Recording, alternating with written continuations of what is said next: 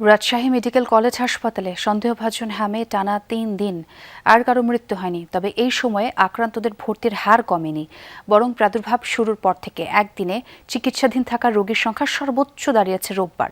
স্বাস্থ্য অফিস বলছে, বিশেষ ক্যাম্পেইন শুরুর পর থেকে রাজশাহী জেলার অধিক সংক্রমণের জন্য চিহ্নিত এলাকাগুলোতে এই পর্যন্ত ৭২,০০০ শিশুকে হামের ভ্যাকসিন দেওয়া হয়েছে, যা লক্ষ্যমাত্রার ১৭%। ২০ এপ্রিল থেকে টিকার আওতাধীন এলাকা আরও বাড়লে পরিস্থিতির উন্নতি হবে বলে আশাবাদী তারা।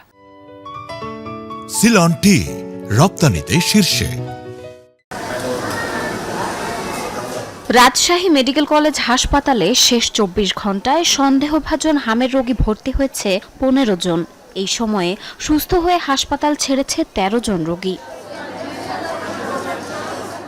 প্রাদুর্ভাব শুরুর পর থেকে গত টানা ৩ দিন সন্দেহভাজন হামের কোনো রোগী মারা যায়নি এই হাসপাতালে।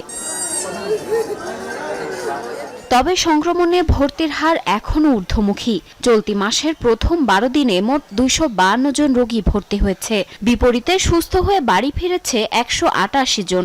একদিনে সর্বোচ্চ রোগী ভর্তি হয়েছে গত ১০ এপ্রিল ২৯ জন। পরিসংখ্যান বলছে, প্রতিদিন গড়ে ২১ জন রোগী ভর্তি হয়েছে এখানে।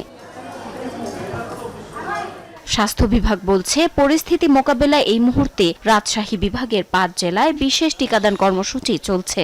রাজশাহীর ৫টি জেলার ১০টি উপজেলায় এবং ৫টি পৌরসভায় আমাদের টিকাদান কার্যক্রম গত ৫ তারিখ থেকে বিশেষ টিকাদান কর্মসূচি চালু হয় এবং সেই লক্ষ্যে আমরা ৭২,০০০ মতো টিকা অলরেডি দেওয়া সম্পন্ন হয়েছে।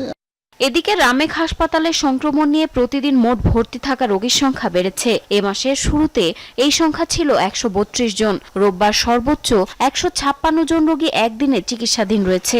এ মাসের শুরুতে ৩৪০ জন ছিল এ যাবৎ চিকিৎসা নেওয়া মোট রোগী। সেই সংখ্যা ১২ দিনে বেড়ে দাঁড়িয়েছে ৫৫০ জনে। এই হাসপাতালে মারা যাওয়া মোট ৪৮ জনের মধ্যে ৩২ জনের মৃত্যু হয়েছে গত মাসে। স্বাস্থ্য বিভাগ আশা করছে, টিকাদান কার্যক্রম সম্পন্ন হলে পরিস্থিতি নিয়ন্ত্রণে আসবে। স্বাস্থ্য পরিচালক জানান, রাজশাহী জেলায় ৪,০৮,৭০০ শিশুকে বিশেষ টিকাদানের আওতায় আনার লক্ষ্যমাত্রা নির্ধারণ করা হয়েছে। ক্যাম্পেইন শুরুর পর থেকে এরই মধ্যে ৭২,০০০ শিশু টিকা পেয়েছে।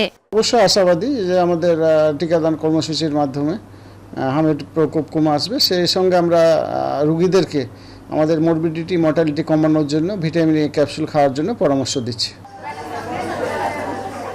জারিন অর্নি, যমুনা নিউজ।